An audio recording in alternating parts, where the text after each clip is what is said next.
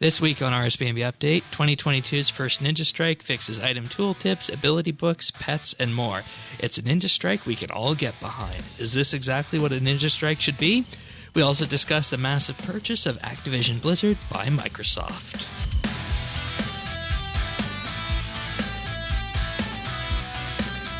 This is RSBANDB Update, episode 865, recorded Thursday, January 20th, 2022. RuneScape's Golden Touch.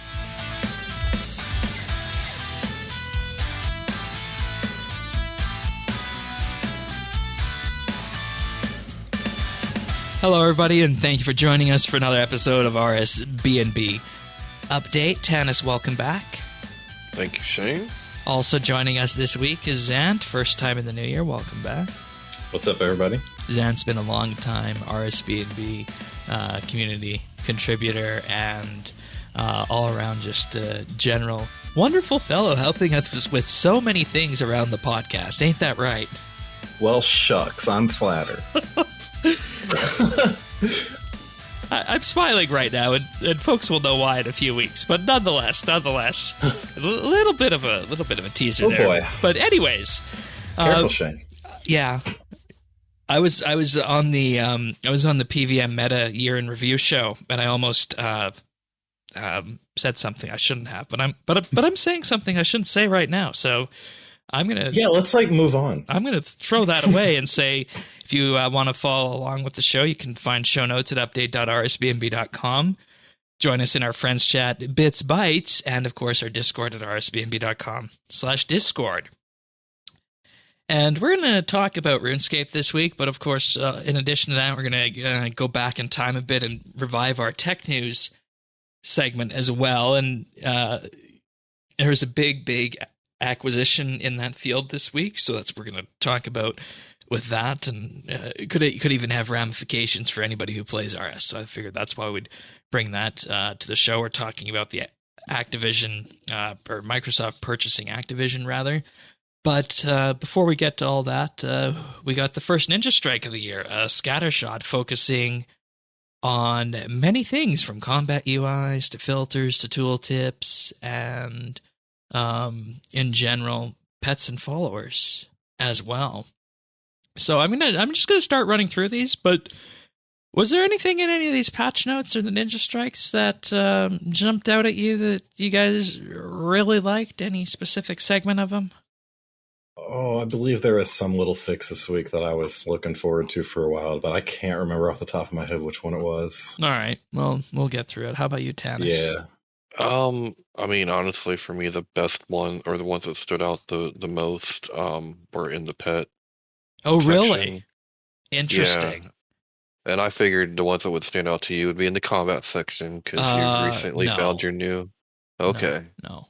Yeah, no, the pet section kind of stood out to me, but I mean, I thought there was kind of a little bit of a tell with this Ninja Strike. If you looked at the news post, you know how like it kind of said a couple things vaguely, and it's like if you want to see the full list, go straight to the patch notes. I'm like, yeah, that checks out. All right.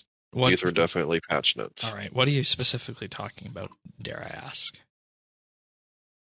Or will you just tell me when we get there? No, I mean, I'm just saying, like, I feel like a lot of the tooltips and stuff like that, Okay. I mean, that's all nice, but these definitely, for me, was on the level of patch notes. Which is kind of funny when you think about it, because if getting this many updates out of anything this often... Yeah, if any game had this level of updates, But they'd be jumping up and down for it. I'm just telling you, being in tech and just seeing how slow those gears can move, like, it amazes me. At the same time, I didn't feel like they were, the ninja. Right. Like compare Star Trek Online. Star Trek Online hasn't had any major patch notes or patches since the start of December. Yeah. So. And there's, I mean, a lot of games are like that, right? Like, what we see in patch notes are like, I mean, that could be a quarterly. Yeah, quarterly kind occurrence. of patch for a lot of games. All so, right. All right. But Be thankful y'all aren't Nintendo fans. There's a lot of games. Oh, I can under imagine. them I can that imagine. I go can imagine. long periods of time without patches. Like Animal Crossing, we've had bugs that Oh. have been existing in that game for a long time. Oh, that's And they unfortunate. take forever to get ironed out. But topic for another day. Starting off, added new tooltips and or examines, or more detailed to the tooltips and examines for various combat items.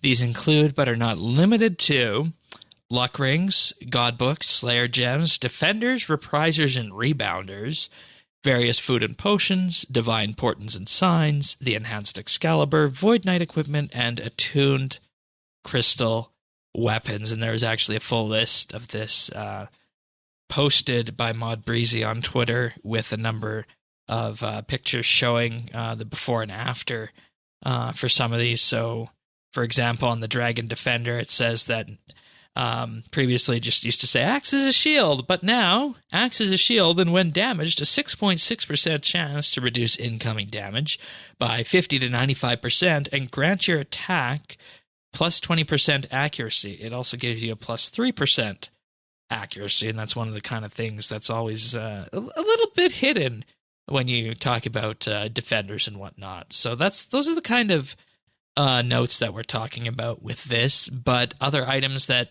might be included in this include the strength skill cape, and I'm not going to run through the full list here because there's an exhaustive list.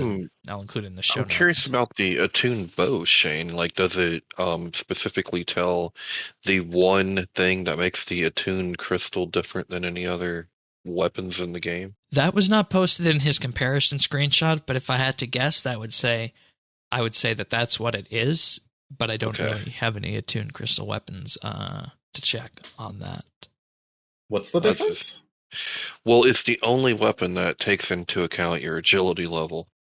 Oh, wow. Yeah. I didn't know that. Yeah. That's interesting. One of the few spots in the game where agility gets interesting. Yeah. I just made one of those attuned bows the other day for wilderness stuff. There you go. Some other items include the dark bow, raids armors, slayer gems, ectoplasmators, the wyvern crossbow, Baron Sharks, the Shard of Maw, interestingly enough. I think everybody knew what that one did going in, but it's good to provide a little bit more info on it. All of the elite skilling outfits. So your runecrafting ethereals, your shark outfit, your camo outfit, the trailblazers, the sentinels, the trapper, and the farmer outfit. All of those are talked about with their new tooltips: Reaper's Necklace, Ring of Death, Crypt Bloom, Port's Armors, Linz's Armors, Masterwork Armor, and the Elder God Books and the Grimoires. And, this is just something that when you look at this is a nice quality of life change that prevents somebody from making that wiki search to make sure that, hey, is this the real thing I want? Mm-hmm. Yep, that's what I was getting ready to say. Same Great here. point, Shane. Yeah, exactly. And it's just good to have these in the game, and I think they were done in a very tasteful way that they're not information overload, and the information that they do convey helps. So whoever was in charge of deciding what information to put into this did a really good job. Yep. Agreed. For abilities and spells, locked or otherwise hidden abilities and spells now show in their respective ability books with a lock icon, which is good. I was reminded of that ability that you can cast that will turn any item to gold that is below your loot beam threshold. Huh. Yeah, right? What? Huh? And it's also a nasty reminder for people who don't have things like Magma Tempest or Greater Concentrated Blast or Greater Ricochet unlocked as well. That those exist, and you might want them at some point in the future. Yeah, I know. I was equally shocked and surprised to see that in the Magic Spellbook that you're able to have an ability that would convert items to gold that were below the threshold. Yeah, I don't know how that one would have gotten past me because I do everything I possibly can to clean drops. Well, then you don't have the golden touch, Tanis. I guess I don't. because Wonder why I don't. That's it replaced the Golden Touch sigil. okay. And the I guess reason- I've never had a sigil. And the reason you don't have it is because if you were to buy all the sparks to create this ability, it would cost you 584 mil. You need vital sparks. Oh, jeez. Good Lord have mercy. Yeah. Yeah, And we that- know where okay. vital sparks come from. Sophanum Slayer Dungeon. Is that the same amount as it is for Limitless? I think it is. Yes. Because I did that one recently. Yeah. It hurt. Yeah. Very nice, though. Yeah, and my threshold's like 50K, so you know how long that would take to get that back? Right? Yeah. Yeah, I was reminded about that ability, and I had to take a quick look and say, "Oh yeah, this is why I don't have it." 584 mil. Yep, that makes sense. Lodestone teleports are now available within the teleports section of the Magic Ability book below existing teleport spells, and using them from the Magic book will perform a quick or standard teleport depending on the settings that you have set. Thank you. I like that. But what wasn't one of the uses of beeswax to speed those up? Yes. So Yeah, this uses that. So if you Yeah. click Okay, so that's okay. So if you have it set to do the quick teleport in the Lodestone menu, it will do the quick one. And if you just are using them as if you were running through the Lodestone system, it'll do the slow animation on them. And this is a good one because lots of people probably forget that you can actually drag those teleports from that Lodestone menu to your action bar if you wanted to do that. Actually, for the longest time, I had an action bar specifically just for teleports. There you go. And yeah, I did that just because I didn't like having to go click the Lodestone icon every single time. Right. And then go move your mouse to the middle of the screen again. It's just like, it's a lot of movement. And I've been trying to get into the habit today, this week rather, of using the new teleport menu with this, but it's still a reflex to go up to the Lodestone menu, so that'll take a little while to iron out. But, Yep, this actually makes me want to just like pop out that teleport menu to its own panel. Yeah, And and because before I would never really use it because I put the ones you have, the green ones that you have all the time, those are on a bar. So yeah, and we're talking about 2200 GP at this point per teleport based on BitsBytes cost. So you decide if that's worth it to you. it's worth it to me. I like seeing the chopper because, you know. I just really do wish a lot of the older teleport animations had the quick teleport. That really disappoints me. Yeah. Like, some of them I will do the long teleport just because I want to see it. So I'm with you on that, Tannis. Yeah, and thinking about that, maybe it's time we have some new teleport animations added that we can buy for oddments. Wouldn't that be Will they a good please idea? just update the default one already? It's been the same one. Yeah. Like, for how long? Like, gosh, it's still geometry floating up around you instead of particles. Like,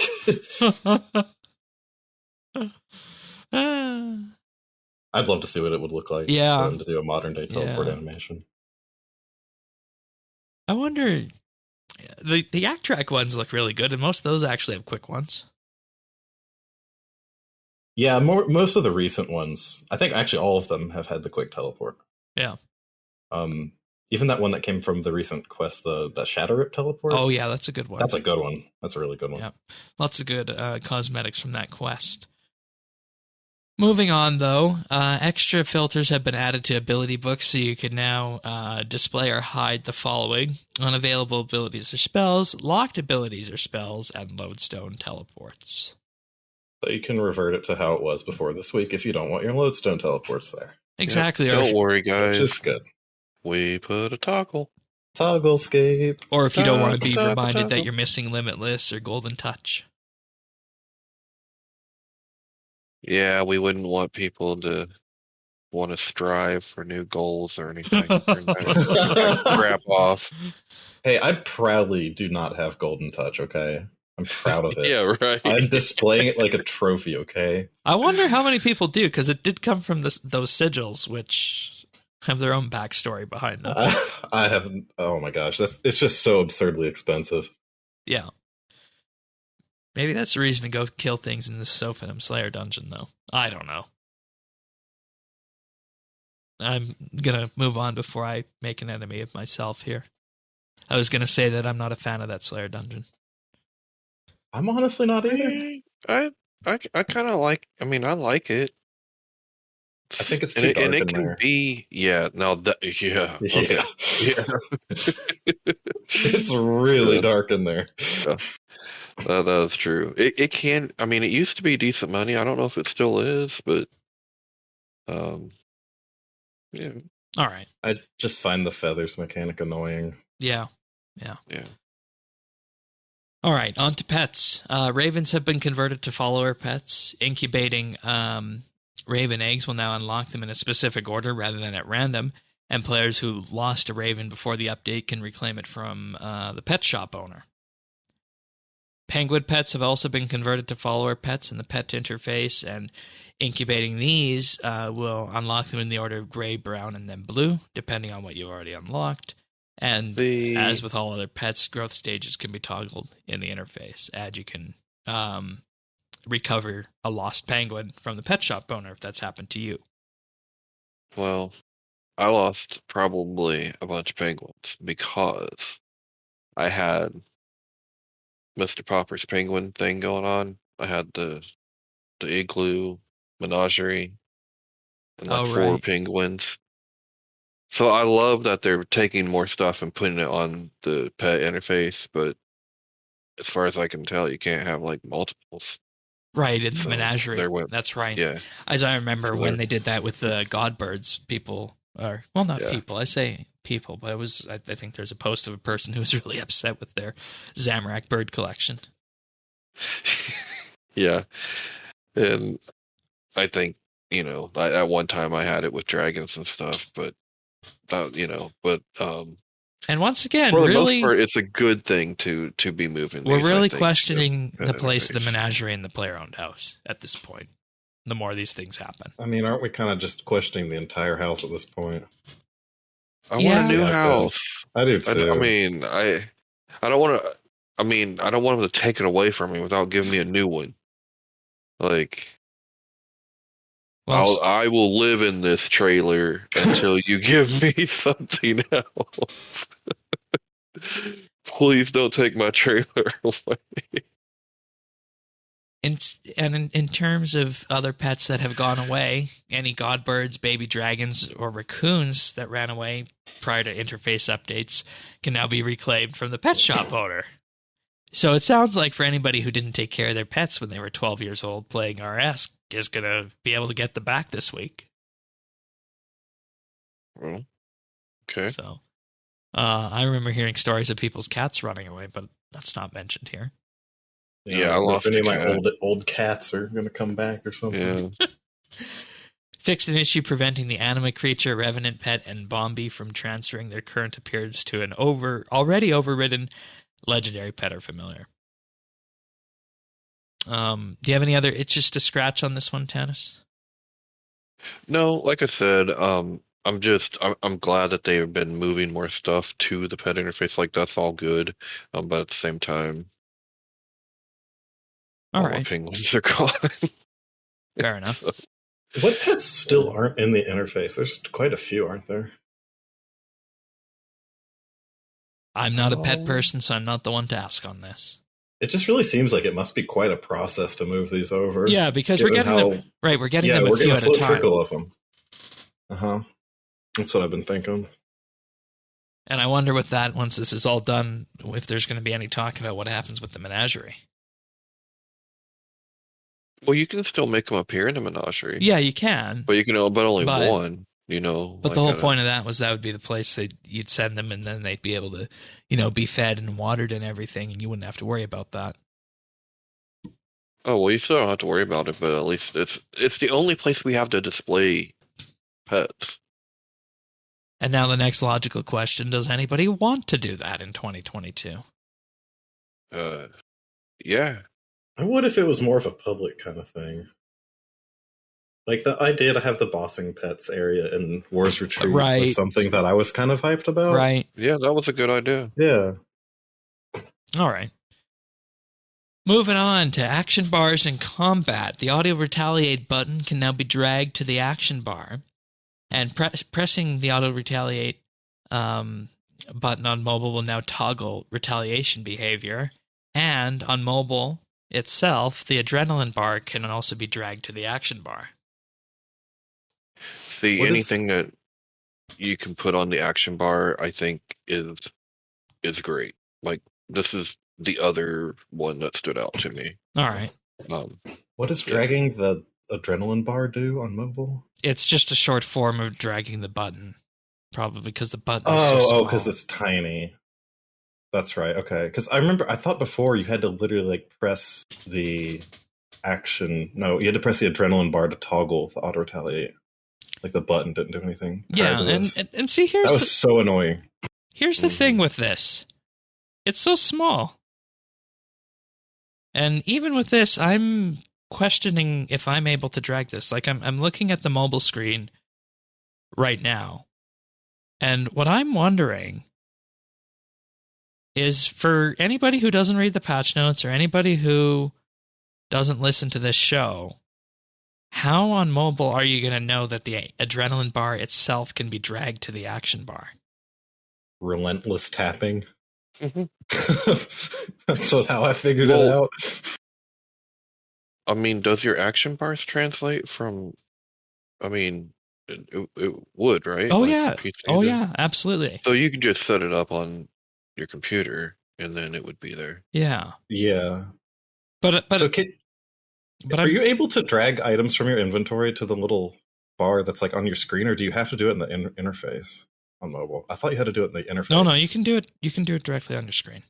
Okay, well that's good to know. Yeah. Apparently, I have some. Because that confused me about this whole thing, because I just thought that wasn't possible. I tried doing it before, and it didn't really seem to work. I wanted to get food onto my bar on mobile. I just couldn't do it. Yeah, and the part that I'm just concerned about with this is that we're effectively putting these things into game, but there's no real design language to say that this can be dragged and what it'll do when you drag it to the action bar. I mean, if you play on PC, you'll know that, but if you look at this purely in a silo for mobile, you're not necessarily going to know that you can drag your action bar, or drag your adrenaline bar to your action bar and know that it's going to turn off auto retaliate. You know, I think a part of this is kind of, it's also strange that they don't just take the same 4 orbs and bars like we have the action bar on desktop on mobile. Like, you can totally make room for that. Yeah. I think that would be good if we were to have that same kind of design language across both apps. But I have a feeling that people on PC would riot just because, oh God, it's different. So, you find that funny, Tannis? No. You can't float upstream like that. It's so true, and yeah. No.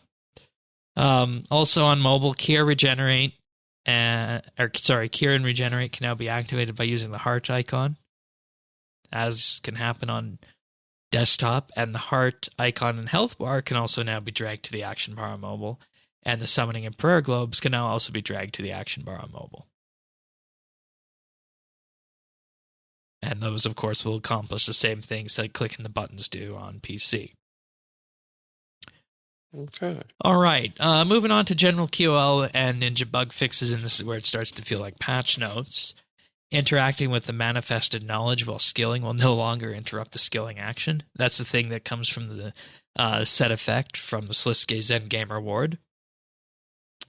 Now, here's a big one.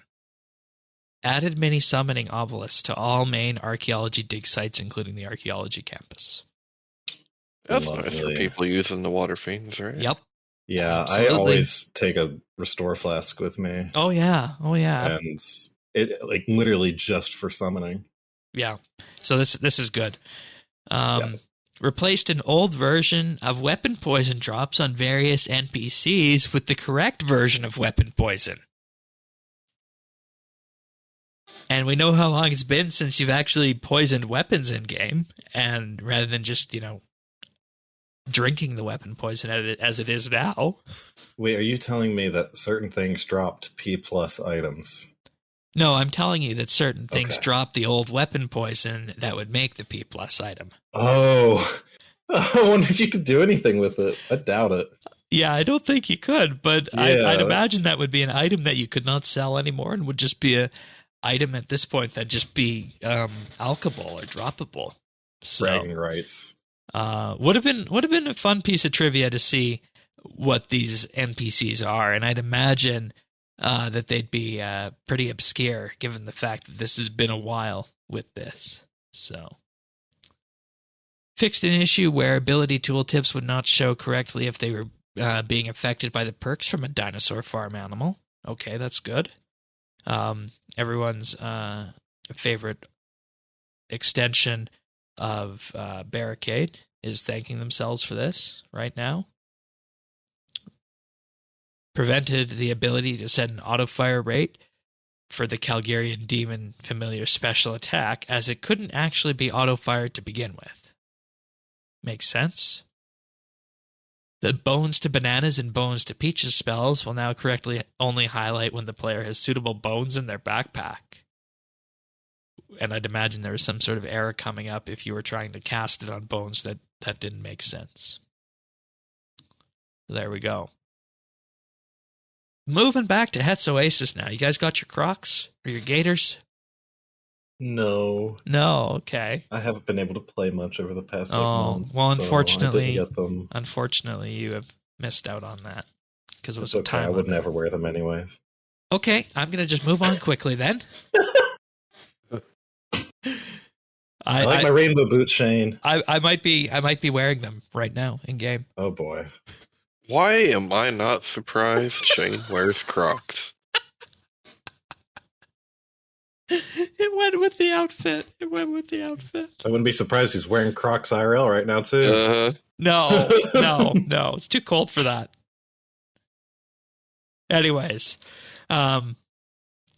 scarabs within Het's Oasis will now respawn at a faster rate while scarab hunting.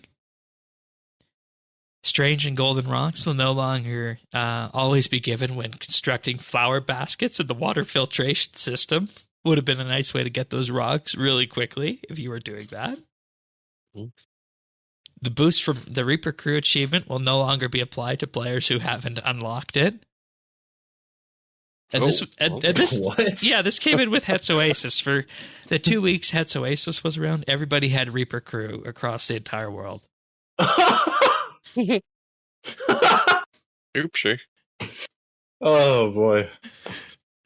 Which was absolutely amazing to see. Oh yeah, I got 1,100 life points somehow. Okay, we'll just take that. It's funny because there's a couple times when I looked, I'm like, why are my life points so high? Like, I swear it's never been like that. And that was okay. Even my level 3 skiller had it, and it had 1,700 life points. So wait, what was the time period of this? From the 4th until this past Monday. If you logged in, you would have had access to Reaper Crew. I did get a Variclith PB in that time. Well, there you go. You had the benefit of Reaper Crew. And yeah, I just don't have Reaper Crew, so I mean, I guess I'm not going to beat that until I get it again. Yeah, until I actually get Reaper Crew. Yeah, buckets will now be destroyed when using compost on flower bushes if the destroy empty buckets when farming setting is checked in settings. And following feedback, dwarf multi-cannons can no longer be placed within Het's Oasis. I don't know why, but okay. I think I know why. Yeah, it's a guy. Because people, Shane, people. Yeah, people. I know. I actually know one of them who was putting his up there. Does it start with the D and end with the Alex 43? I mean, depending on my mood, I would totally do it. Well, see, now they should give him he should have paperwork. He can just be like, I'm Alex 43. I'm a canon guy. I go way back. It's kind of my thing. Here's my pamphlet. Yeah. Here's my canon passport. It's okay. Also fixed an issue where some players could not access Het's tomb while in the quest instance, which is kind of important. and fixed an issue where players would be teleported back to a het statue if they teleported to either their POH or player-owned port. Interestingly enough. Now moving on to gameplay, just general patches. The Holy Scarab familiar will now drain prayer points as expected when using multiple prayers. So I'm guessing that people were getting an unexpected buff from the Holy Scarab familiar if using multiple prayers. And this is the familiar that has prayer drain by 50%. I'm not exactly sure where you'd use this still, but I think it's a novel familiar. Okay. I could think of a couple uses of that a while back. Yeah. I don't know what I'd use it for nowadays. So the Powder of Burials, 250% extra prayer XP when burying bones. It now works with the Bone Crusher this week. Oh. You have my attention. Yeah. So if you're out killing dragons and you want to make a decent amount of prayer XP part of your dragon task, you can pop a Powder of Burials and you'll get a 250% bonus on those dragon bones, whatever type they are, that wound up getting crushed by the Bone Crusher. But of course, the caveat needs to apply that when doing this, you're still paying to use the Powder of Burials. So you're probably better off just burying the bones on your own time after the fact. With that, despite using the Bone Crusher for it, but it's a nice option to have. To have. A number of clue scroll steps that were taking the player to incorrect or broken locations when using the Globetrotter jacket teleport are now fixed, specifically around the duel arena. And a clue scroll near Het's Oasis was in a blocked location, and this has now been moved. So we've heard people talk about those, and we knew they'd get fixed relatively quickly. Well, there are people on the site that shall not be named weeks before this, like, they're going to mess up the clue spot. They're going to mess up the clue spot. And then when it happened, they ate it right up. Yeah, that's right. That was that. Updated the Abyssal Whip special attack description as it was inconsistent with how the special attack actually worked. I don't know what the actual description is supposed to be, but there you go. Something to do with run energy or something like that? I think so. Or maybe adrenaline. Yeah. I think it used to be run energy. Yeah, I think that's right. And just a general note right now is that just remember that you can upgrade whips to tier 85 weapons if you use the worm piece on them, I think it is. So having Abyssal Whips around is actually a good thing to do in this day and age still, if you're, just looking for a cheap Slayer weapon. The Abyssal Whip's special attack is Energy Drain, which requires 50% adrenaline, deals 200 to 100% weapon damage, and steals all of the opponent's run energy. Oh, okay. So there you have it. I remember back in the day when the Abyssal Whip was the item that everybody would go for. Yeah, Whip and the Dragon Defender. Yeah. Yep. That was my combo. Yep. So you have the Abyssal Vine Whip at level 75. Then you have the Lava Whip at level 85. It's a 10 million GP item worth. But this one actually has the special attack of the original Abyssal Whip when it first came out, when Slayer launched, 75% adrenaline. And when used on a player, it drags them to an adjacent tile near the user. It'll work over blocked terrain. And it will also not work if the user can't see the target. So it's kind of evil. Yeah, that's the Scorpion. Get over here. Just your daily primer Get over here on where the whips are used. And funny you mentioned that, because that's what the name of the special attack is actually. Get over here. Nice Easter egg, guys. Oh, RuneScape, we love you. And last but not least, change the can't log in messaging on the Authenticator app's pop-up to lost your authenticator question mark to avoid confusion, and selecting it will take you to the disabling the authenticator support page. And that's the patch notes for the week and the Ninja Strike of the week. How do we feel heading out of that? I think we knew it was going to be a Ninja Strike week. Yeah, I mean, I feel about the same. Like, like when you said now it feels like patch notes, I didn't notice much of a difference. Yeah. It was just but some of them were pretty good. I mean, some what of was them your favorite good part? patch notes. I mean, I still kind of like that the things were added to the pets, the ravens and the penguins. Right. Even though I lost penguins, I forgot what the other one was that I liked. The things appearing in the ability books. That's a good one. Yeah, that's good. That's a really good one. For me, it's the tooltips. I think it's the teleports for me. Yeah. Okay. Teleports. Yeah. So overall, when we can go into this and all come out of it with having a different favorite part of the Ninja Strike, I think that speaks to a Ninja Strike well done. So. Yep. That is actually a pretty good way to look at it. Yep. That's what we do. All right. I do like the displayed abilities. I think, did we mention that? Yes. Yeah, we did. I do also like that in addition to the teleports. Mm-hmm.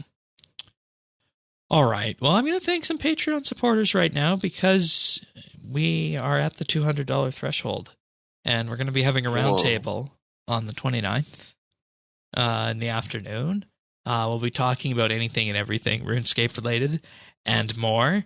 So please do join us for that. Just join the Discord at rsbnb.com/Discord. And in particular, this week, I would like to thank Amos Reed, Andrew C., Arvids L., Bryflex, Christian S., Chunk the Monk, Cook Me Plunks, Diana, Drama Free, Duramax, Elo Matey, Flaws of Man, Free Milk, Jacob R., Jason S., Jeebus, Jesse W., Kesky Plays, Nick the Great, Nick G., Pernasius, Rachie G., Ren Hawk, Ricky A., Samuel FL, Scott DS, Seth W., Singer, Stub Eve, The Bears OP, The Naked Captain, The Lion, Tom V., Zant, and Zazakon. Thank you, everybody, for your support. And if you're wondering what all this is about, just check us out at patreon.com/RSBNB. There you can sign up for as little as $1 a month and gain access to a huge catalog of monthly bits. These are monthly bonus shows that we record each and every month. The one we just recorded and put out last week was about Dailyscape and RuneScape rating, where all the various things in Dailyscape sit from S to F. We had a good time doing that, and it's going to form the basis of potentially another monthly bit that we do in the future, which I should say is also up for poll right now that Patreon members can vote on. You should have got a ping about that in Discord today, but that's all for $1 a month and more. And, if you want to go for more, there's that. For $3 a month, you can get a special VIP rank on Discord and access to stereo versions of the podcast. For $5 a month, you get a shout-out each and every week on the podcast in addition to everything else, and you get early access to the clips that we use to make the clip show at the end of the year. So if this at all sounds interesting to you, check us out at patreon.com/RSBNB. Thanks so much, and it's going to be a really fun round table in about a week or so. So we'll see you there, everyone. Thanks again. Thanks, guys. All right. So let's dive into our question here before we do tech news, because I think it makes sense to do the question before tech news on this show. And the question this week is from T. Wetz, who asks or says, I have a question for you folks, and should you have time to explore it, they say, I'm a fairly high-level PVMer, and I know very little about the content of RuneScape outside of PVM. That's interesting. Normally it's the other way around. And I'm a long-time player and have always had a hard time keeping up with new content. Where would you recommend somebody like myself get started with something as basic as even understanding archaeology lore or starting newer quest lines? And that question is from T. Wetz. obvious answer? Go through the Lore Diggers RSBNB update playlist on YouTube at youtube.com/RSBNB if you want all the archaeology lore. But the simplest answer I think I have for this from an in-game perspective with archaeology is to just go through the skill. Because as you go through the skill, you're going to uncover lore. Read the books as you get them, and you're going to be absolutely amazed with the amount of lore and thought that went into each of the dig sites. So I'd say for archaeology, just play the skill. You guys have any other thoughts on that one? No, I mean, I think that's good advice, and the Lore Digger episodes are really in depth and just, yeah, that's good stuff. Definitely with archaeology, yeah, I would start with there. And I mean, just as a general like kind of catch up for RuneScape lore and story in general. Are we going the same direction? Probably. With this? Okay, go ahead. Our friend. Yes. Dwarven Yak, Joe, the Book of RS, currently has videos going up all the way to the 4th age, I think. I'll drop a link in the show notes to those videos, but you will want to have a seat and get comfy for those. Maybe get some popcorn, get a nice drink or something, because these videos they're effectively at this point a feature length film. So you're just going to want to set aside some time for that and just watch through that. Make a movie viewing out of it. Yeah, that's a perfect way of looking at it. But he's called Dwarven Yak, the Book of RS. You can Google for that or just look in the show notes at update.rsbnb.com. That's a general, fairly high-level overview based on each of the ages.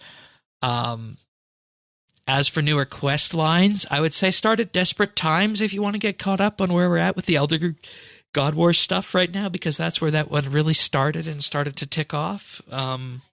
Start with Desperate Times and then Desperate Measures. I think that was one of the clean break ones, so there's not too many requirements on that. And then I think we had another clean break last year with As an Audra's Quest, which is something that there was lots of questions about when it came to the community about whether or not they should do those kind of clean breaks with that. I'm sorry.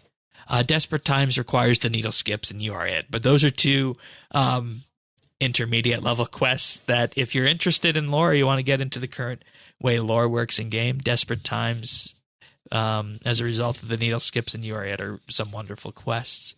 But I think our clean break for this one was As an Audra's Quest. So if you don't want to do previous quests, As an Audra's Quest, but if you want to do a few just general quests to get into it, Desperate Times is where I'd start with that. And I know Thaxia has been doing this, and it's something that I wish I had the opportunity to do, and that's playing through all the quests in timeline order. So if you just wanted to experience what it was like if you started RuneScape in 2003 and wanted to see the game progress through all of its ages, play through timeline ordering on the quest list. So there's 3 different ways to get into the lore and quests of the wider aspect of the game on that. You guys have anything to add on that? No, I think you summed it up really well. Particularly, please do the needle skips. It's so good. Yes. And the funny part about needle skips is they wrote it in such a way that if you use a quest guide, you can be done the needle skips in about 10 minutes. But you miss out on all the wonderful dialogue. Because the way it effectively works in that quest is with the needle skips, the needle and what you're interacting with on it is in effect a computer, and you're trying to, in effect, pull lore fragments out of it. But that's all I'll say on that. That was a wonderful Mod Osborne. I'm trying to remember the other JMod who he worked on that with. I think she has left the company. I can't remember her name, unfortunately. But it was a wonderful narrative quest. It's going to be bothering me now. But also, if you like quests and you decide you like them, join the Clan Quest Clan Chat in game. I realize that might sound like a blatant advertisement at this point, but they're a wonderful group of people, partly because I'm able to ensure that they are. Tanis is in there, Zant is in there, lots of the RSBNB update people are in there, and lots of them have also joined Clan Quest as well. So if you discover that you're actually starting to like lore, or you just have a question about a quest, or you have a question about lore, pop into that clan chat. They're all very helpful on that, and you might also find some new PVM friends in there. So, Clan Quest, Mod wonderful. Krista, by the way. Mod Krista, thank you. Yes. And she has left, right? Correct. Okay. Thank you for that. All right. If you guys have questions, you can send them in. Just pop them into our forum at update.rsbnb.com/ask, or DM us on Twitter or mention us, and we'll work your question into the show for the next week. All right. Rekindling the tech news segment after a while. And we need to talk about this one because it's gaming related. We play games here. And it could potentially at some point touch RuneScape. So Microsoft has bought Activision-Blizzard for $68.7 billion. And this includes franchises such as Overwatch, Diablo, Call of Duty, World of Warcraft, StarCraft, Call of Duty. I could go on. And Call of Duty. Yeah, Did you say Call of Duty? Yeah, I did. Yeah. Okay. Oh, I get where you're going, Zach. Because that's the kind of thing that makes you twitch, right? I think we were kind of just memeing you. Yeah. Of course you were. But Call of Duty and World of Warcraft are the big ones. You know, I think that this is going to be like the EA purchase, where there's going to be lots of, or sorry, not necessarily the EA purchase, but the deal that allowed the EA games to appear on Game Pass and whatnot. One would think that's going to happen with the Call of Duty and Diablo games, and who knows about World of Warcraft and such. But I think with Microsoft purchasing it, it's really positioning Microsoft in a position of power to be, in effect, the sole place to go for anything gaming related at this point. If, granted, you're going to be able to get this stuff elsewhere, they say, you're still going to be able to play these games on PS5, of course. But I think that it just cements Microsoft further into that position, and it also illustrates, again, that just like we see when it comes to telecom companies, that one company is going to start acquiring other ones and so on and so forth, just how Activision bought Blizzard and now Microsoft has bought Activision. You're going to wind up in a situation at the end of the day where most of your favorite game franchises are owned by 2 to 3 big companies. And as long as they are aware of this and, of course, keep iterating in positive ways, that'll be okay. But we just need to make sure we don't get ourselves in a position where it becomes like the telecom companies, where there's very little competition between all these, and you just, in fact, have, one siloed shooter, one siloed role-based shooter. So I'm talking about Overwatch and Call of Duty in that regard. And then you really, at that point, have to ask who the competitors are, right? Epic? Steam? I don't know. What do you guys think? I'm probably gonna surprise you, Shane, but so normally I would be all against this. I would be like definitely one of the people that are not feeling this, typically against mergers. That being said, Activision is in big shit and trouble. Oh yeah. And I am not sure that they could survive in the long run. And I almost look at this as a way of preserving the intellectual property. A lifeline. Yeah, and I mean, and they should be held accountable, right? Like they did some bad things. Oh yeah. And there's going to be an opportunity for the people from these companies to either move on or get dispersed throughout Microsoft. Some of them might stay on the Activision gaming side of it, but it's a perfect way, in effect, to shake that up and let the people who were involved in that deal with the problems they have and bring the new leadership that's necessary to ensure that those game franchises, Overwatch, Diablo, StarCraft, Call of Duty, and so on and so forth, are able to flourish going forward without this cloud hanging over them, and just let the people deal with it. Yep. The other thing that is possible, this could put more pressure on Sony for more cross-platform cooperation with these games. Oh yeah, totally. Because in the past it was seen as Microsoft was the bottleneck to this, right? But now it's Sony. No, Sony's always been the bottleneck. Yeah, Sony is now the bottleneck. Oh, okay. And before it was, okay. Yeah. Gotcha. Because now, if you have a Game Pass, you can access pretty much all the same games on either an Xbox or a PC. You take your pick about where you're going to play. Yeah. Like Forza, for example, right? Cross-platform. Halo, the new Halo, 100% cross-platform. So on and so forth.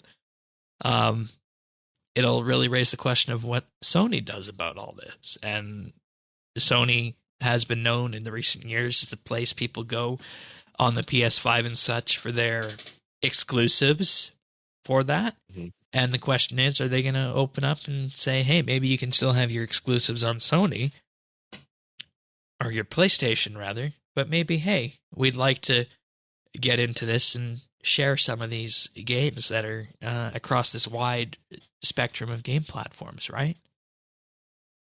Yep. And you know what would be really ironic about all this? And I might piss some people off by saying this. This is what Epic wanted all along.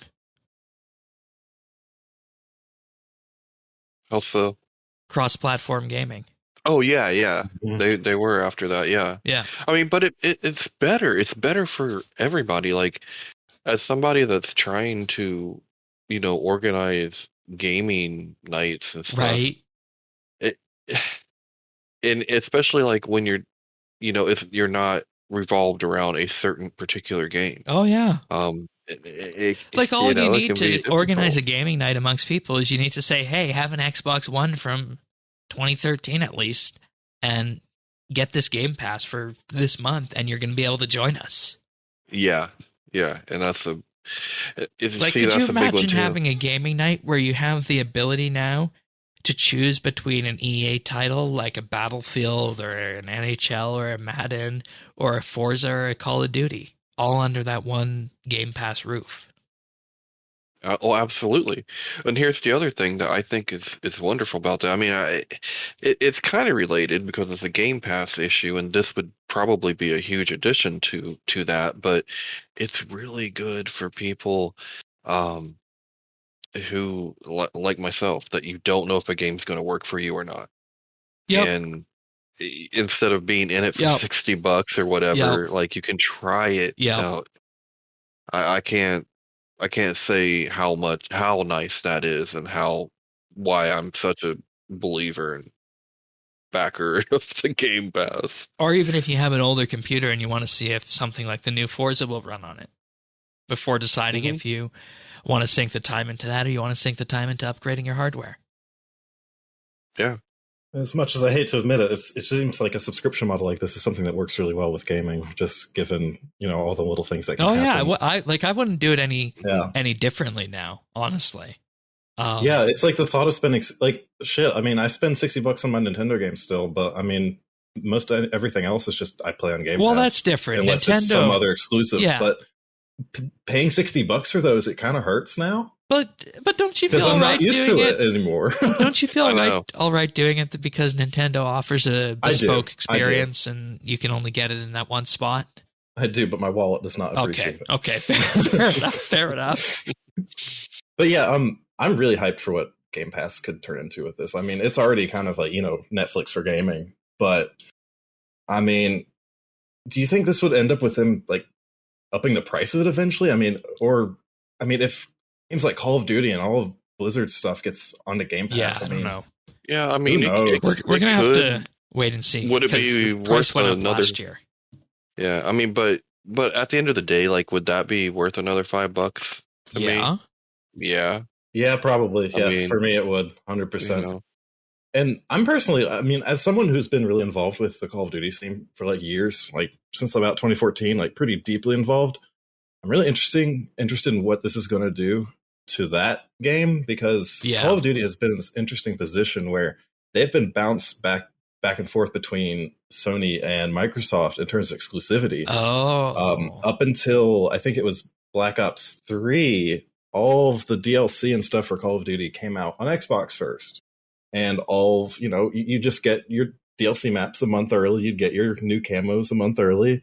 And then when Black Ops 3 came out, that became a deal with Sony. And then all of a sudden it's PlayStation's getting all of the stuff early. So it's, as someone who's just always been kind of just the Xbox Call of Duty fan, and that's just kind of, where I've remained in that community, I kind of felt when that happened. So I feel like this could be what needs to happen to either open that up to not be exclusive at all, or it's either just going to lock it back to Xbox again.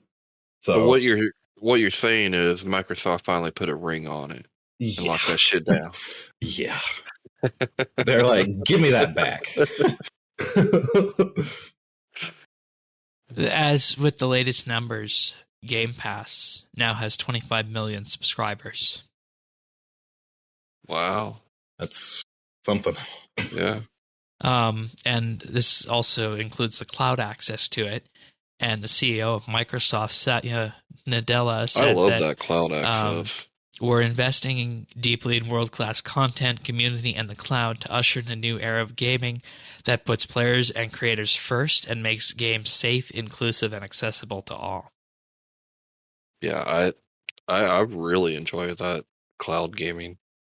I mean, it can lag and stuff, but honestly, you don't have to have anything on your computer. You don't take up space. It's good stuff. Yeah. I'm really hyped for where cloud gaming is going to go. Even with, I remember like when we used to live in my old apartment, I had fiber internet still. I would Steam Link RuneScape to my crap computer so I could play in bed and play it, and it just worked. Mm-hmm. And just thinking about doing that with all my games, that sounds really nice. Because I feel like if I want to actually game nowadays, I'm tied to my desk. Like I can't go lay in bed or sit on the couch or something, And eventually, if we get to the point where cloud gaming becomes something that's, more equatable to gaming on actual hardware, I mean, that would be super convenient. Yeah, well, you've been awesome to just put it on whatever screen you want without having to move your consoles and stuff around. Weren't you doing the cloud thing, Tanis, with Forza? Yeah. And how did that go? It's for the most part it's pretty good. Now that one I did experience a little bit of lag, but I mean it's a brand new Forza game, and you're flying. It's just for the most part, for almost anything else that I play, there's very little lag or anything. I don't know. I think it works out pretty well. Right. I wouldn't want to play a twitchy shooter on it, I assume, where I'm competing against people. But I wouldn't play a twitchy shooter just because I don't think that'd work out too well. but yeah, it was fine all up until Forza, and even then it was just a little bit of lag here and there. The Activision-Blizzard business is going to retain their CEO during the transition period, but it's unlikely that will persist once the deal has fully closed and it has finished, and the entire business at that point will then just report to the CEO of Microsoft Gaming, Phil Spencer. So it's looking like the entire Activision-Blizzard group will be rolled into Microsoft Gaming under Phil Spencer. So that's how they're likely going to handle that in terms of changing the leadership. Yeah. Yep, that's how they're cleaning it up. So the Activision devs and whatnot will persist, but the leadership behind it will in effect become Microsoft leadership with that. Yeah, once they get those chips in them in the 5G, they'll cut that shit out. And just as our final aspect on this, talking about those questions about the culture at Activision Blizzard, Phil Spencer said that as a company, Microsoft is committed to our journey for inclusion in every aspect of gaming, both for employees and players, and we deeply value individual studio cultures. We also believe that creative success and autonomy go hand in hand with treating every person with dignity and respect. We hold all teams and all leaders to this commitment. We are looking forward to extending our culture of proactive inclusion to the great teams across Activision-Blizzard. So you can read into that what you want. See. And just a note, remember that it was last year, around this time, that Microsoft acquired Bethesda for $7.5 billion. So almost 10 times the amount for Activision-Blizzard, which makes sense given how large of a company that is. Yeah. So there we have it. Big deal in the gaming world. Oh yeah. Week. And I say it might touch RS because, there's already been that currency pack that people who had Game Pass could play and pick up on Game Pass if you had Game Pass, and then use that for RS. That's something that existed, and we know that there has been the push inside Jagex to bring RS to different platforms and whatnot. And of course, the next question is, where do you go after Steam? And I think the two logical answers for that are some form of either the Epic Store or Game Pass PC. So that's why I say this could touch RS. Oh, Game Pass PC. Wonder how that would work. I don't know how it would work on an Xbox, and that's why I said Game Pass on PC only. Maybe I wonder how your subscription tie-in with that would work. Yeah, I don't know, and they'd have to find a way for it to be beneficial to Jagex on that. So yeah, I guess I could see them maybe just giving Game Pass members a discount on it at some point. Maybe that might be a way of doing it. But I don't know. I think all in all about this acquisition, I think I'm mostly cautiously optimistic about it. I say cautiously because, it is one of the biggest corporations in gaming buying one of the other biggest ones. And so, we're turning into these giant conglomerates now. And, I do have faith in Phil Spencer to kind of, help Activision, Blizzard kind of get their shit together after, what's been going on. But who's to say that lasts, next CEO? What if, another Don Matrick happened? And that was and that was my only concern with buying a huge company like Activision, is that at the end of the day, we want to make sure that this doesn't turn into a situation where it's like the telecoms, where there's only 2 or 3 big ones. It's making so much rest on so little, and that could be dangerous. Honestly, just something to think about. Honestly, I don't feel like we're there at that point, but it's just me either. playing devil's advocate and making sure that we cover all the bases on this. So, I guess we'll have to wait and see. That we will. And with that, picks of the week. Zant? Okay, so almost every time I'm on here, I don't know, I have a pick that's some different app that I'm using because, I don't know, I kind of just mess around with a bunch of different apps just for fun sometimes. But this week, it's a Netflix show called Ozark, and this came out a couple years ago. And actually, I think tomorrow night is when the last season starts. Oh, interesting. But this is a very good show. It's about this family who the father is a financial advisor in Chicago, and he gets into some shady business dealings that get him involved with a Mexican drug cartel. And he has to make this really last minute, desperation deal to convince this guy to not kill him, that he can launder a ton of money for him in the Ozarks in Missouri. And so him and his family move down there from Chicago, and they have to launder all this money for this guy, avoid the FBI, avoid the locals figuring out what they're doing. And things just keep piling up and piling up and piling up. And they basically push it as far as you can possibly get before getting either killed or incarcerated. And it just keeps going. And I'm not the kind of person that really watches many Netflix series, per se. But this one hooked me. And it really got me into it. And same with my boyfriend as well. After I watched it the first time, we watched it together, and he's, really into it, too. So, great show. It is Jason Bateman is he's director for it, and he's also acting in it as well. He does a great job in it. I mean, he's one of my favorite actors personally. So yeah, it's a great show. I definitely recommend it if you like something more dark, suspenseful, but kind of grounded in things that, happen. Yeah, that's good.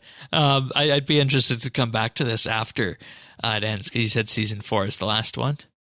Yeah, they're doing it a little differently, though. They're kind of divvying up into 2 sections of half and half, 7 episodes each, 14 total, whereas the previous 3 were 10 each. I'd be interested to know how you feel about this after it ends, because I know there's a lot of those shows out there, not naming any names at this point, because that's a topic for a different time, of course, that start off with such great promise and then end with a whimper instead of a bang. So I'll be asking you when this is done how this went. Yeah, coming out of season 3, I'm quite satisfied with where it's going right now. I think they have it set up to end in a really nice place, but we'll have to see. Cautiously optimistic again. Yeah, I mean, it's not like it's HBO. Why? What are you talking about, Tennis? I just giggled. I didn't get that. HBO, Sopranos, and Game of Thrones. Oh, okay. Those ended wonderfully, didn't they? Okay. I've never watched either, so there you go. Like I said, I don't watch many shows, and this is a little bit something that I usually don't do, but it really hooked me. All right. Tannis? I'm going with the show too, and it's about the middle of the season right now, but it's a show on Disney Plus called The Book of Boba Fett. Disney is rocking it with the Star Wars shows right now. Like the last 2 movies sucked, but we're really doing well with the shows. like the Mandalorian's been good, and this was a kind of a branch off that we got to see at the Mandalorian last season. But it tells the story of what happened to Boba Fett once he, when we think he dies in Return of the Jedi, he gets, thrown into Sarlacc pit or whatever. And it kind of picks up his story from there and what happens to him. So he's still a badass. We got to see Black Chrysanthemum, which is the evil Wookiee. That's awesome. Whoever would have thought there was an evil Wookiee out there. He's a badass. All right. Yeah. So lots of sci-fi for me lately. A lot of Star Wars, a lot of Star Trek. I think I don't know what that says about me if I'm like I want to live in a war-torn galaxy or a futuristic utopia. Anything is better than the pandemic-ridden hellscape we're in right now. But yeah, check out the Book of Boba Fett if you are on Disney Plus. I think a lot of people feel that way. I think so. Yeah. Alrighty. My pick of the week brings us back to where we started with RuneScape, and I talked about this when I had the deluxe version sent to me in the start of December, and over the Christmas break, I was actually able to finish reading the entire book. That is, of course, the RuneScape, the first 20 years.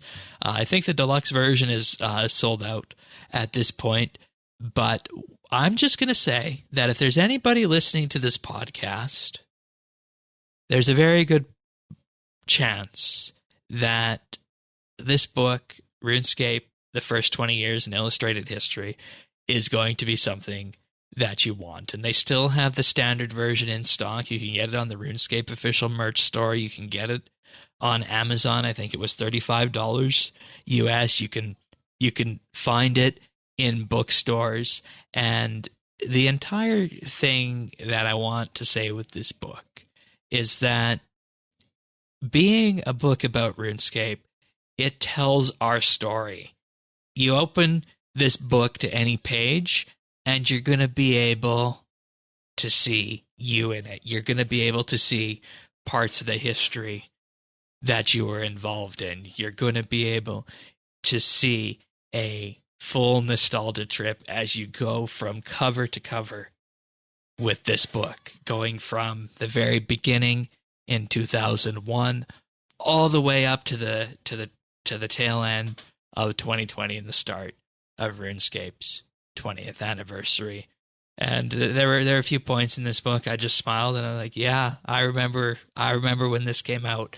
I remember talking about this on the podcast. I remember doing this quest. I remember actually looking at these pictures that are posted in this book that were used from the RS Wiki. There's just so much in this book that if you play RS as much as we do, you're gonna appreciate, and it's just something that you're likely gonna want as a keepsake. And I talked about, of course, the deluxe version with the art and whatnot that was sent out to me very graciously by Jagex, but I didn't necessarily want to do that as a pick of the week at the time because I hadn't finished reading the complete book yet. It was only something that I was able to look to a very few key chapters to if I needed a quick point of reference or just wanted to see what was being talked about a certain angle on something. But it's a great presentation of the 20 years, and I feel that everybody who listens to this show is probably going to have an interest in this. So if you have the means at all, definitely pick up a copy of this. I just placed an order. Yeah. Literally just now. Yeah. I've been meaning to do it, and you just reminded me. Yeah. Yep. You're going to have a nostalgia trip just like I did. One of the fun pages is they have a page of the map of the path you need to take through one small favor. Oh my God, no way. Yep. No way. Yep. Oh, that's so cool. Oh, this is going to be fantastic. They talk about how certain puzzles were made, how certain decisions were made about the wilderness and whatnot, and how everything started out. I love stuff like this. Yeah.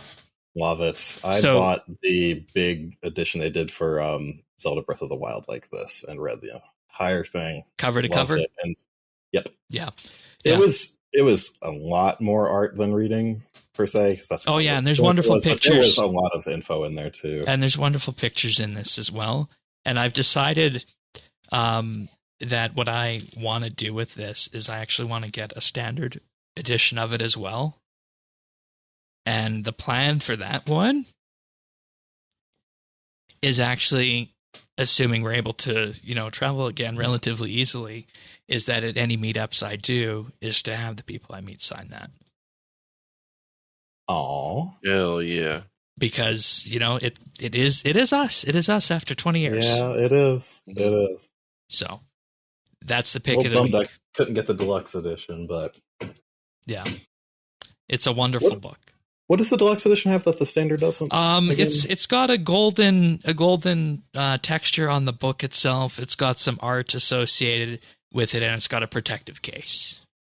Okay, so it's the same content. It's just a different presentation.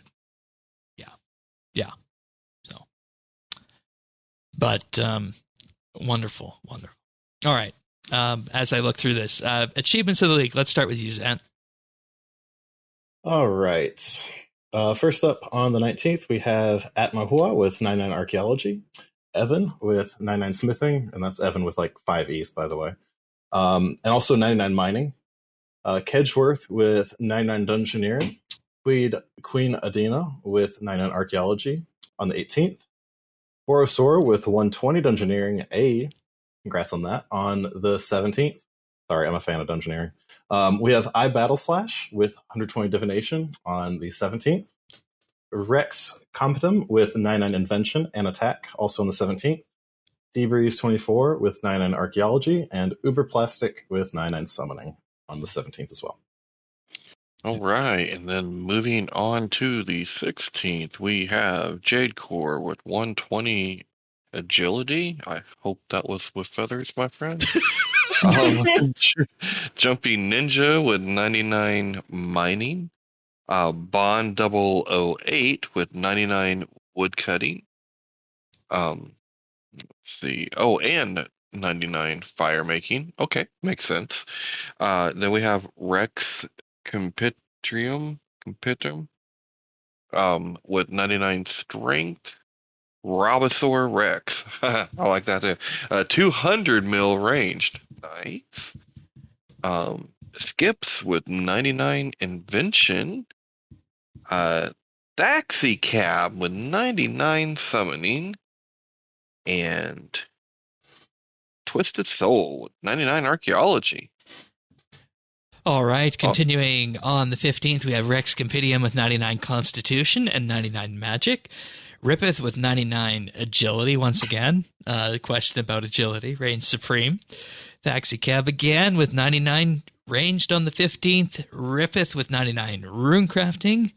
Evan with 5Es on the 13th with 99 Summoning. Free Milk got 120 Farming on the 13th. Lord Deluxe got 99 Smithing. Skips got 99 Agility, and Turd Sniffer 0 got 99 Mining, all on the 13th. Nice achievements, everyone. Nice achievements. Very nice. Alrighty, what have we been up to? Let's start with you, Tanis. I am up to about 15k Elder Rune bars. Oh my god! That's what I'm up to right now. Gosh.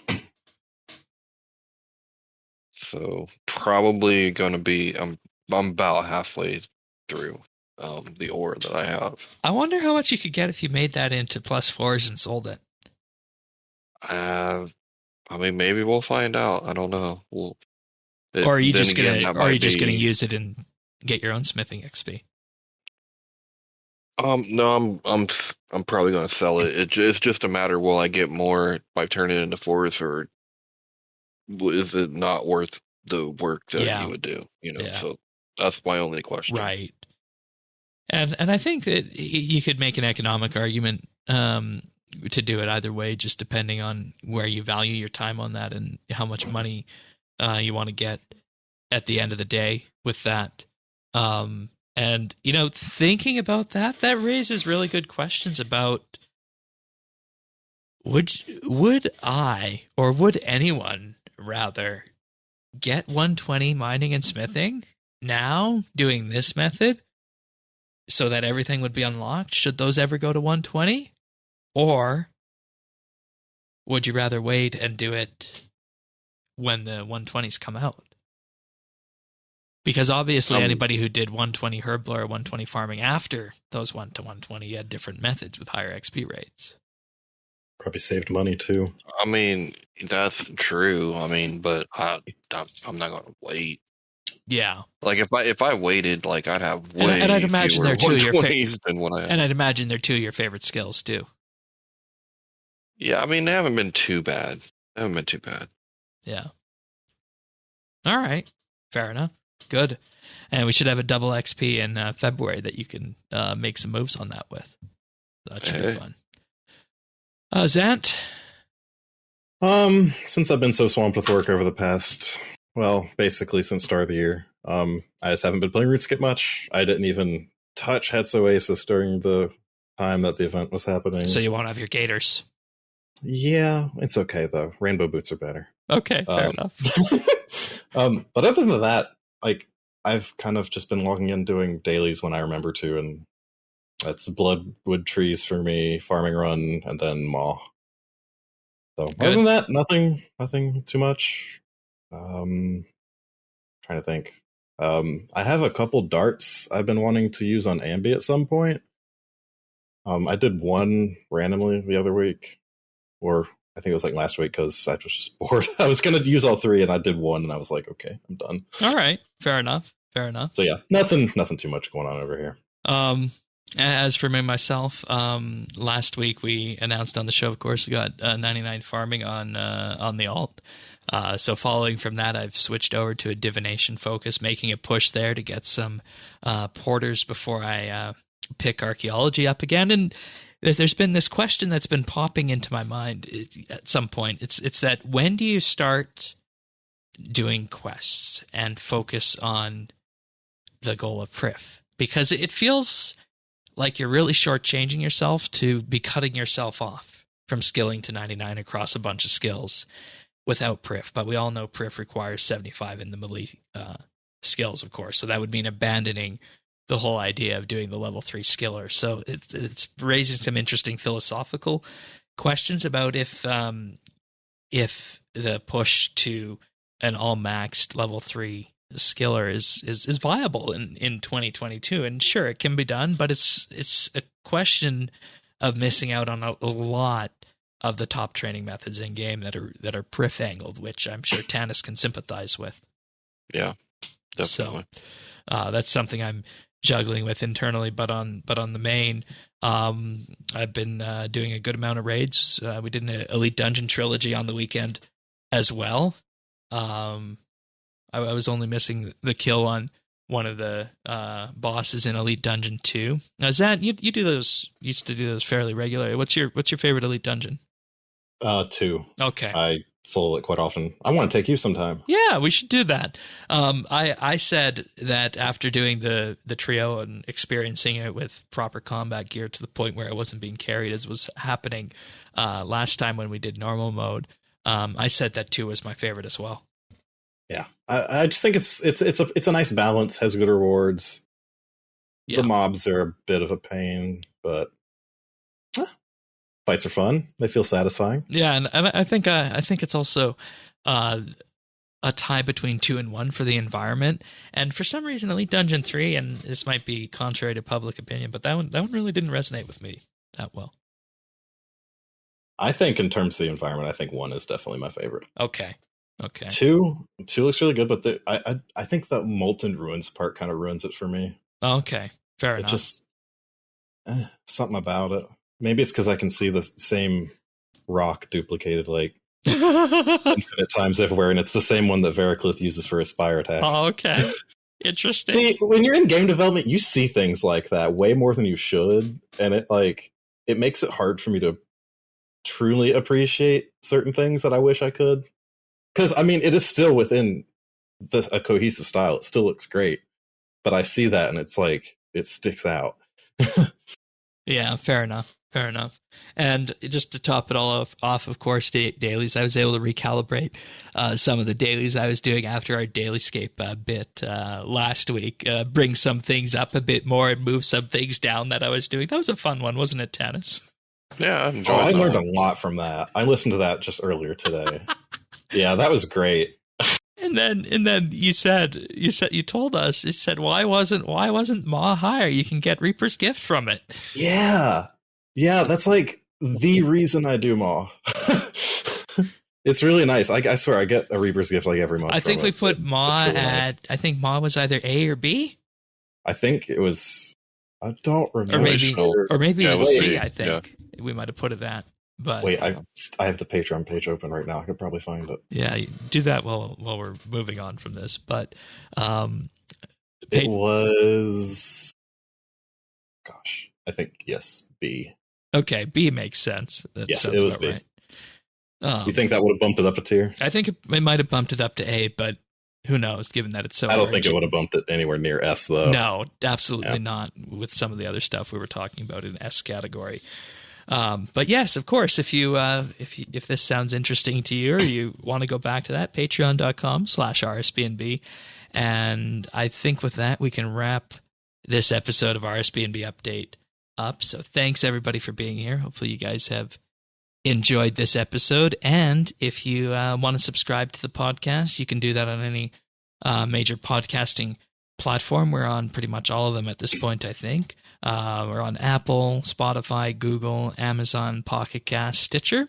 If your podcast client supports reviews, definitely give us a thumbs up and give us a positive review. It helps with discoverability. And same goes for the YouTube channel, which you can find at youtube.com/RSBNB. Give us a like and subscribe there.